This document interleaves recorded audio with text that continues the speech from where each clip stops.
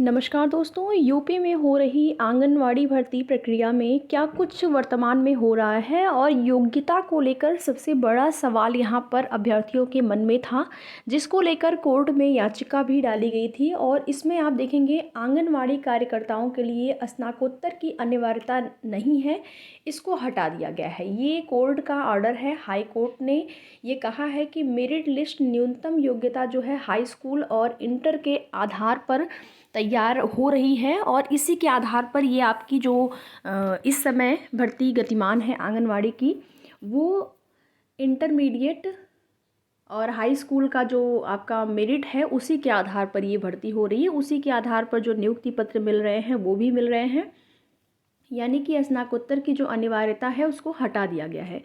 तो पहले जो था वो आप देखेंगे 10वीं पास ही था, फिर उसके बाद 12th, उसके बाद स्नातकोत्तर किया गया, फिर नियमावली में संशोधन हुआ, संशोधन करके फिर से जो है 12th और 10 की मेरिट के आधार पर आंगनवाड़ी की भर्ती जो है वो हो रही है। यानी कि स्नातकोत्तर की जो अनिवार्यता थी वो हटा दी गई है। आप यहाँ पर देख भी पाएंगे पूरा न्यूज आप डेली न्यूज़पेपर के माध्यम से।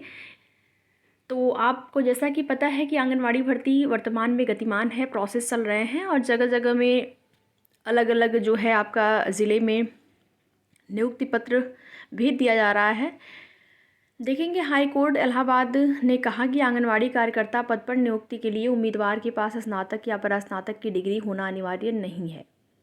मेरिट लिस्ट न्यूनतम योग्यता यानी हाई स्कूल और इंटरमीडिएट योग्यता के आधार पर की जानी चाहिए। यह आदेश न्यायमूर्ति अजित कुमार ने संत रविदास नगर भदोही की चांदनी पांडे की याचिका निस्तारित करते हुए दिया है।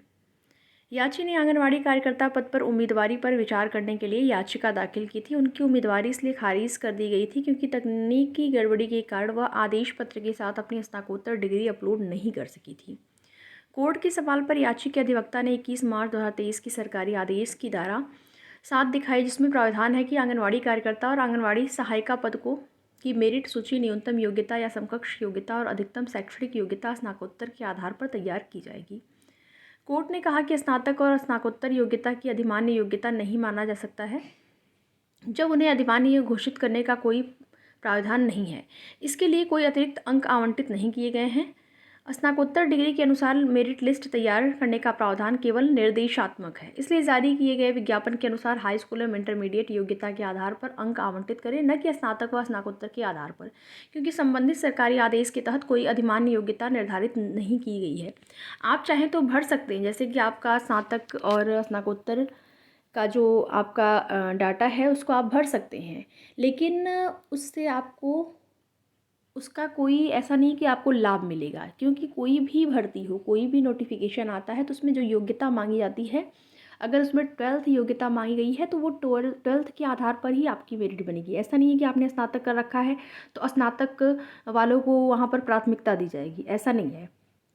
ठीक है, जो योग्यता मांगी गई है उसी योग्यता को आपको फुलफ़िल करना है और उसी योग्यता के आधार पर आपकी जो मेरिट लिस्ट है बनाई जाएगी, उसी योग्यता के आधार पर आपका चयन होगा।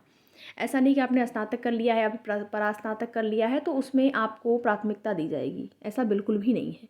और जो कि हाई कोर्ट का आदेश भी यहाँ पर है, तो इस चीज़ को आप लोग देखिए, समझिए। बाकी आगे की जो भी सूचना होगी, प्रक्रिया इस समय गतिमान है। आंगनवाड़ी भर्ती की ज्वाइनिंग, जगह जगह नियुक्ति पत्र वितरण भी जो है वो हो रहे हैं, तो प्रोसेस चल रहा है। बाकी आगे की जो भी सूचना होगी आप सभी को उसकी जानकारी दी जाएगी। वीडियो में लास्ट तक बने रहने के लिए आप सभी का बहुत बहुत धन्यवाद।